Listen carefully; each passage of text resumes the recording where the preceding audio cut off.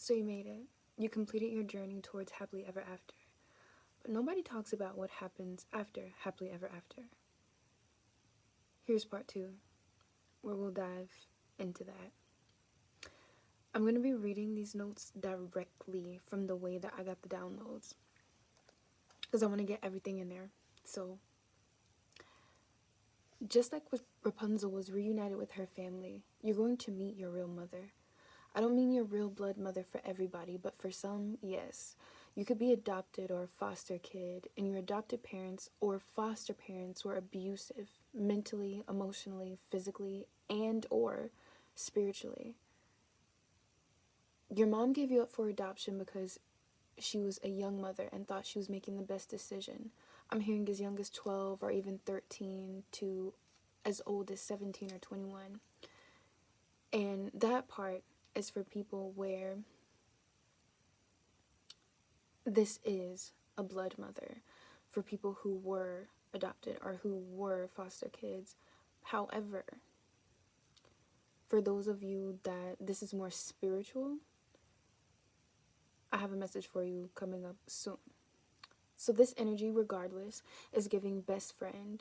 I'm seeing Once Upon a Time, if you've never seen that series, how Snow White and Ella or Mary Margaret were at first. So in Once Upon a Time, there's like this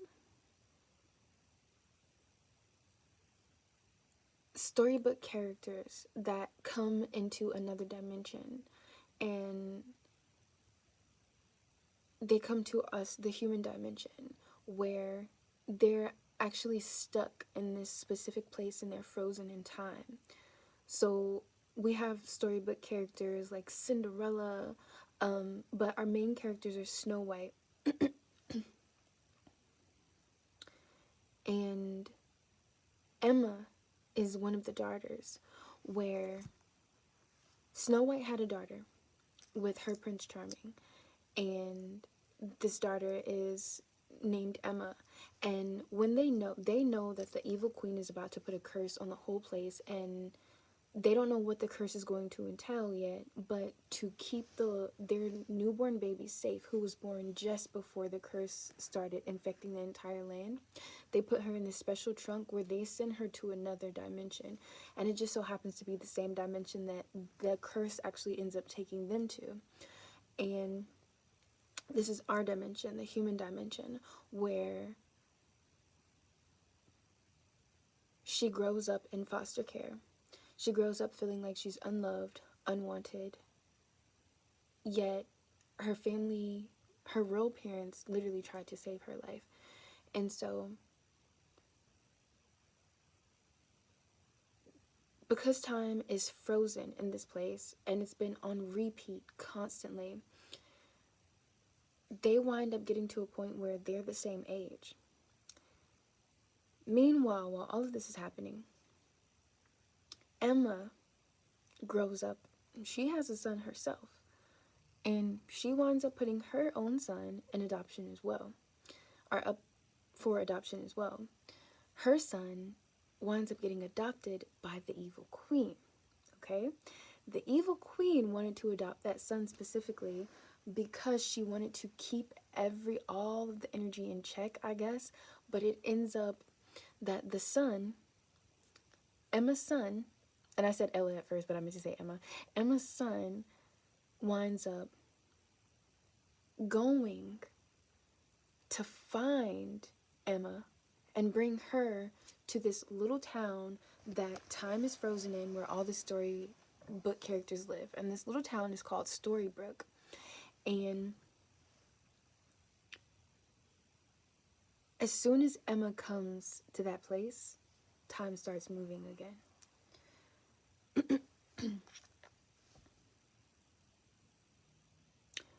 So by the time that they connect, by the time Emma reconnects with her real parents, they're the same age. So what I got from this is, for some people, a kid could bring you or connect you with your parents. You could meet a single mom and help raise her child or your child. You could be accidentally reunited with your birth mother by having an open adoption with your baby. And it heals your inner child to watch her care for y'all's baby. Or even your child's daycare teacher is someone you become friends with, and her motherly energy is healing. But not just healing. This is not for everybody, but for some, this is very spiritual energy. And it's that same going to another dimension where your birth mother, like your real birth mother here in this world, is not who your spiritual mother is. It's like she tried to spiritually hijack you and force your soul to come with her through karmic lifetimes where you had this inner tie to her, where you felt like you owed her something. And I'm seeing like this scary ass tree.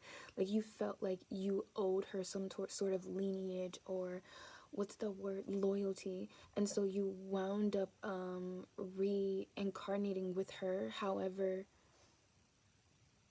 as her child. However, that's not your spiritual mom. That's like, y'all are not cut from the same spiritual cloth at all. You might not look like your parents. You might feel like, I feel like I don't look like my family. Or you might feel like, just specifically, I feel like I don't look like my mom because she's a karmic to you. She's not your real spiritual mother. But you and your actual spiritual mother ended up being reincarnated separately. And so, however y'all come together, like, so, like I was saying, like, this could even be like, you meet your spiritual mother through, like, your child's daycare, or even something as crazy as, like, you meet your real birth mother by, giving your baby up for adoption, and your real birth mother ends up adopting, and you have an open adoption, ends up adopting your son. And that's how, like, then y'all find out about that. But back to the spiritual aspect, for some, the person that connects you with this mother figure is the knight in shining armor from part 1 of this energy. Okay, so that child energy could actually be like, instead of that being like the child energy, it's actually like, maybe this person, like, you heal your inner child with this knight in shining armor energy. Like I was saying, like, they had so much fun in like I was saying in part 1, with Eugene and Rapunzel. They were like dancing, they were having fun, they were falling in love, they were like doing childish things. They were talking about the dreams that they had and the aspirations that they had as children. How Eugene was saying, I always wanted to be this knight in shining armor, but he was a foster. I just realized that, like, Eugene was an orphan as well. And so heavy orphan energy in all of this. But he was like, I always wanted to be like this heroic hero, and I used to tell kids, and that's how he got his name Flynn Rider, because that's the hero that he created to tell stories to the other kids in the orphanage. And he was amazing, and he had adventures when he grew up, but it just wasn't heroic adventures. He was more like a thief. And so for some, this childish energy is just, or this, not childish in a bad way, but this child energy is from the knight figure. And it's because y'all heal each other's inner child in that way, and so it shows up very pure and innocent. But the thing about that also is, this could be your stepmother for some as well. So this knight energy introduces you to their mother, and that woman is your spiritual mother. And I don't think about it too much, because I know it's kind of nasty, like, if you think about it like that, like, ugh. but like, okay, so, or it could be his aunt or whoever raised him. Like, it could just be like his grandma, his great aunt, or something like that as well. And so synchronicities is 242, and I'm also saying 440 right now. And you just feel so connected to this woman, like she is family. And it could feel like friends at first, the same way that it felt in Once Upon a Time with Mary Margaret and Emma. The age gap really could be as small as 2 years or as much as 22 years. So, like, even not just like, especially even if this knight introduces you to this person, this could be like just one of his friends. Like, oh, that's my homegirl. And you're like, oh my God, I love you. And like that's like, it starts as like friends, but then you realize like, oh, we're not like friends. Like, you're my mom for real. Like, I love you. Like, you're healing my mother wounds. And I'm gonna talk about that a little bit later. Another synchronicity. Another synchronicity is 222. And so this is your mother in the spiritual realm, even if she's only 2 years older than you. She's like a best friend, but she heals your mother wounds at the same time. She is so proud of you. She loves to celebrate you and hype or elevate you. Y'all may not know this at first. You just feel like soul sisters. And then over time, you realize, wow, you're healing my mother wounds. And she feels like she is so grateful to that. She naturally feels protective of you. She loves you naturally. She gives it to you real. Just a quick caveat, like right now, like what I'm just getting right now, because I ended up being drawn to another video. After I had this download, there was a song, Burning Blue, that just kept playing in my head over and over again. I was like, why is that song playing in my head?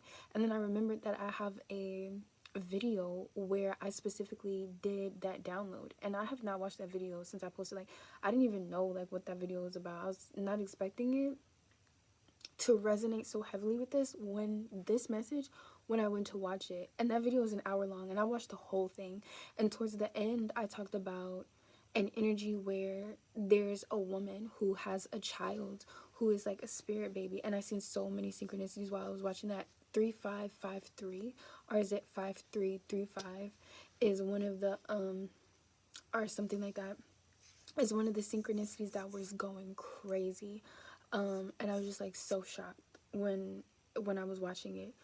And yeah, so this woman has, in that video I talked about mistress to mother, and I re-uploaded it under a new title. The mistress turns, or when the mistress becomes the mother, or something like that, because it resonates with this. And so if you feel close to that, watch that, because that's the energy of the mother figure, and potentially what she could be going through, what her life before happily ever after looked like, and now this is happily ever after. So, or even if you are that mother figure or whatever, and she feels like she is so grateful to that, because, and if you go watch that video, you'll see why she feels so grateful to that. And she's naturally feels protective of you. She loves you naturally, and she gives it to you real. Like, she's not like somebody like, oh, she's gonna, you can just walk all over her, or she's your mother, like pacify you or something like that. And so at that point, I was seeing this scene from Once Upon a Time, where Mary Margaret read Emma for Phil. So Emma tried to run away from the connection she had with everyone, and Emma felt like she didn't deserve to be there, like she was causing chaos for the people she loved, but she didn't tell nobody, and she didn't even let them make their own decision. And it's giving, you don't get to decide if we're allowed to love you. You don't get to decide if you're too much for us, okay? So also, if you're the knight from part 1, this energy is for you too. Like, this is for the energy of the knight, and this is the energy for the princess as well. But I feel like everybody, like all three of these people, the knight, the princess, and the mother figure, so you got Snow White, Emma, and the knight in shining armor, or mother, child, and the knight in shining armor. All of these people experience the same type of pain, right? We talked about how they have like feel like orphans. They feel like a strained relationship between mother and father dynamics. Like, all these people experience the same energy in very similar ways. And so, but slightly different, right? The dynamic is made like that. Like, everybody has a piece where they're like hurting or broken in some ways, but when they all come together, they create a complete heart. Like, y'all are meant to be together, all of y'all. And so if you're the knight from part 1, this energy is for you too. You don't get to decide you aren't worthy enough for this person or too much, because You are worthy. You are perfect. You are the perfect amount. You're the perfect person, and only you can do this job.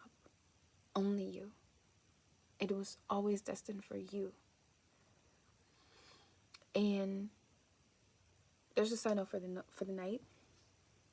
So they're upset you try to leave because you think you aren't worthy of being there, because they're happy you're there.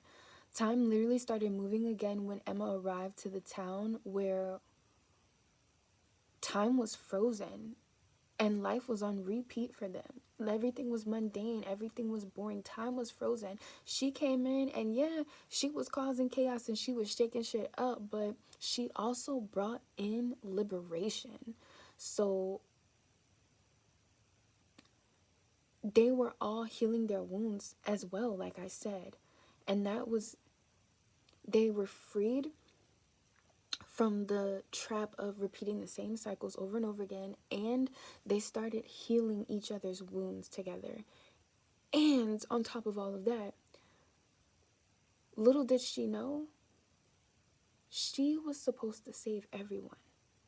She got saved to become saved.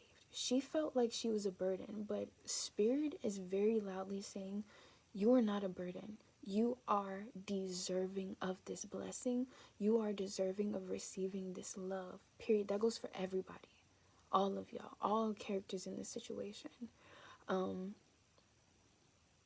You could feel like you don't deserve to be saved, so you try to save everyone from you by leaving, but you're literally their savior and they're literally your savior.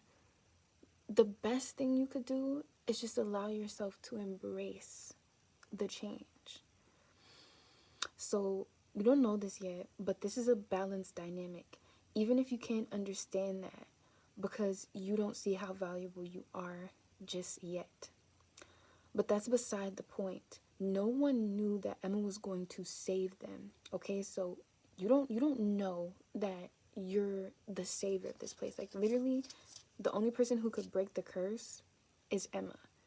And the only way they could return back to any normal where they genuinely have a sense of freedom is if Emma, and this is in Once Upon a Time, broke the curse. And so, but that's besides the point. Like, even that is like, you don't have to be like, oh, one day I'm gonna be that. No, no one knew that Emma was going to save them at that point. They loved her because they loved her.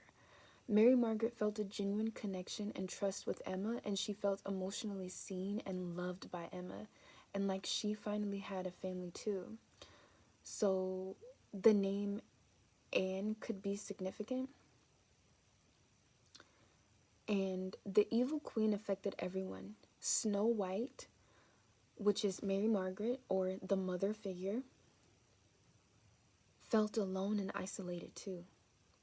And that's not really talked about in the story, but it's so very obvious. She didn't have anyone. She literally started dating losers. She dated the biggest loser in town because she was separated from her Prince Charming. She was separated from her child. As a teacher, she was being able to be surrounded by a bunch of kids, but there was this inner drive. She knew she was missing something, and she didn't have any real personal connections with anybody. She felt alone. So Emma coming in, before she even knew that was her daughter, just naturally her spirit healed so much within her. Having a friend, having somebody that felt like family was so healing to her. And she needed that too. Like, you don't understand how much you bring to this person. And I feel like also this person may not understand how much they bring to you. I feel like that's for everybody. It's like again, like I said, like even the night, how we talked about how the night felt like, oh my gosh, there's like some like a shadow like just watching in the background like on this thing that could be significant. Like somebody could feel like a ghost watcher. Like, oh, that's the night. The night feels like a ghost watcher.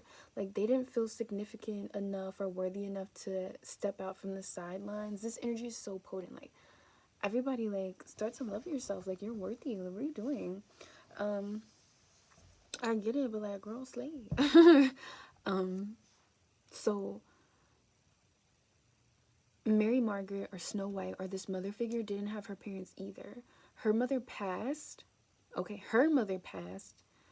So she also has a lost mother wound in that way. And her father was killed by her stepmother, the evil queen. You see what I'm saying? Like, so, and the evil queen or the stepmother's sole mission was to make Mary Margaret or Snow White or this mother figure miserable. And when I say this stepmother, I'm also getting like energetically like your birth mother or your foster parents or who the energy that raised you, whether that's tied to a specific person or just the spirit that surrounds the people who you grew up around or whatever,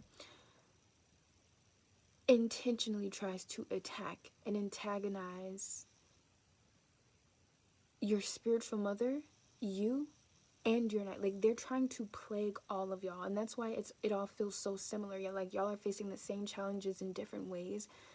They're not just trying to attack you, they're trying to attack everybody. Spanish could be significant. You're not doing this alone. You're not the only person with problems. You're not the only person with baggage. I don't care if you feel like, oh, everybody has this together, everybody has that together. I just feel like a burden, or I don't feel like I'm worthy enough, or these people have so much potential in this way or that way, or how can I possibly feel like, for the mother figure, how can I possibly feel like I want to take care of this person, or I want to do this for this person, or I want to help guide this person? Like, who am I? Like, step into your role, queens, kings, non-binary monarchs. Step into your role. Like, allow yourself to embrace. Seriously, 2222 on the timer. Unity is needed. It's Ajay Hiller. You just listened to Hiller's hymn. I love you, and so do so many other people. Your happily ever after has arrived. Allow yourself to exist in your after, happily. Don't run.